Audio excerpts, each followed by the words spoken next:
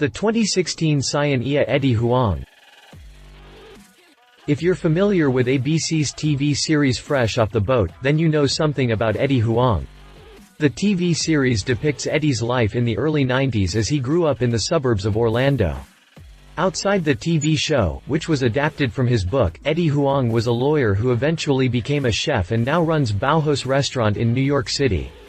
Now, Eddie, who is a Scion lifestyle partner, has designed his own 2016 Scion that is said to embrace the culture of Los Angeles and have a modern take on the classic lowrider.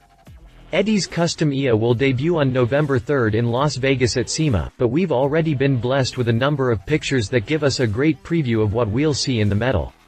Eddie went all out on this bad boy, with the help of Scott Kanemura at KMA Industries who completed the build.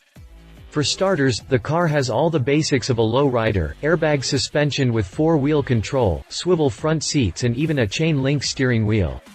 Of course, no lowrider would be complete without the gold, wire wheels, but that is just the beginning for this Scion. Now it's time we take a deeper look into what Eddie envisions as a modern-day lowrider, so keep reading to see everything that makes this one-of-a-kind Scion so special. Continue reading to learn more about the Scion Eddie Huang. Exterior. The most obvious part of the exterior on this is the custom reflections yellow and gold pearl paint that fades down into candy root beer colored rocker panels. The finish is highlighted with a lace pattern that is airbrushed and hand-painted pinstripes. Up front, the car has a gold-plated, square tube grille, and the headlights have been outlined with the same gold pearl paint that gives them a squinting look. Of course, you can't miss the mural of a human panda, how Eddie claims he sees himself, that looks to be airbrushed onto the hood. The car has a gold-plated, square tube grille, and the headlights have been outlined with the same gold pearl paint. Both side view mirrors have been shaved along with the door handles. Gold lace glows from the front and rear of the door windows, and the root beer paint progressively gets higher as it moves from the front wheel well to the rear fascia. Press photos show the car sitting on 15-inch by 7.5-inch G-Boy 100-spoke wheels that are gold-plated with a bronze powder coat lip. Those rims are fitted with 165 series Cocker tires with a 2-inch white wall.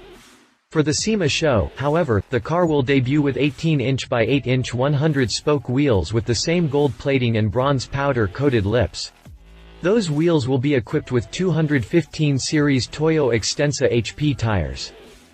Root beer paint covers the entire rear fascia.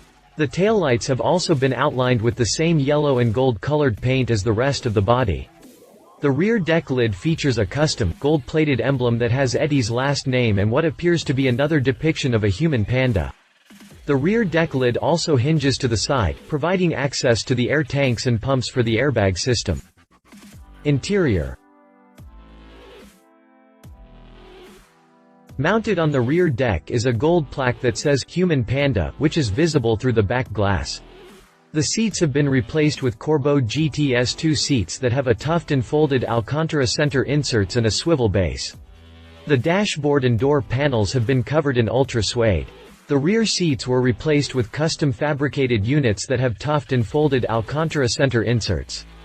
A center console separates the rear seats and is a custom subwoofer box that houses 4 Pioneer TSW261D Championship Series subwoofers. The carpeting on the floor is protected by ultra suede floor mats, and even more ultra suede lines the entire trunk. Gold and yellow painted speaker and surrounds for the dash speakers, and the center console is accented with the same color paint. A custom-made bamboo shifter sits on top of the shift lever, and I would be guilty of a crime if I didn't bring up the chain-link steering wheel. It's a nice touch. A Pioneer DEH80PRS receiver sits in a custom, yellow and gold painted custom dash mount. A Pioneer TSD1730C 6.75 inches mounted in each door and is accented by gold and yellow painted surrounds. 2 Pioneer GMD 9601, 4800-watt amplifiers power the 4 Pioneer subs in the rear, center console, and a Pioneer GMD 1004, 400-watt amplifier powers the door and dash speakers. Drivetrain. For the most part, the drivetrain of Eddie's is largely unaltered.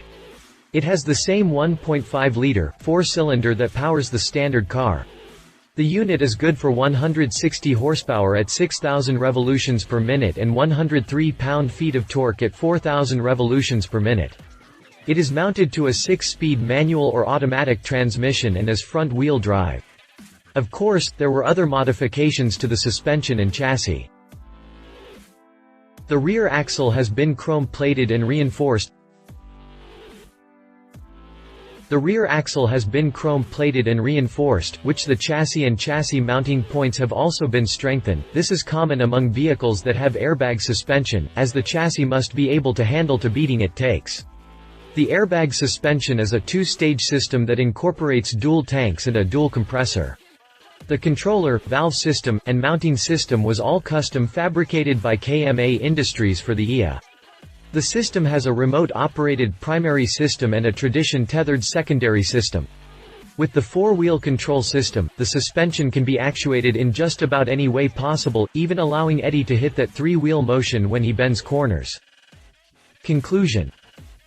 Naturally, the value of Eddie's custom 2016 Scion IA is a pure mystery, but considering the insane modifications, I'm inclined to think the price climbs upward of $30,000, if not more. The IA starts out at $17,595, so what we're looking at here may be the most expensive IA that will ever be made, at least until Eddie decides to do some engine upgrades too. I think the customization of this IA is a little much, considering it is a sub-$20,000 car, but to each his own. I can't hate on the car, because at the end of the day, that is some fine customization regardless of what make or model the car is. I'm not sure I would drive the car myself, but it would be fun to play with for a day or two. Does the car really touch LA culture and express what modern lowriders are supposed to be like? Well, I'll leave that decision to you, but I will say the chain-link steering wheel does bring a bit of old school to a modern car. Love it. Custom airbag suspension system, wire wheels on a modern car, Pioneer sound system. Leave it. No engine upgrades, brown rocker paint, too much gold. If you liked this video, please share your thoughts in the comments below and don't forget to hit the subscribe button.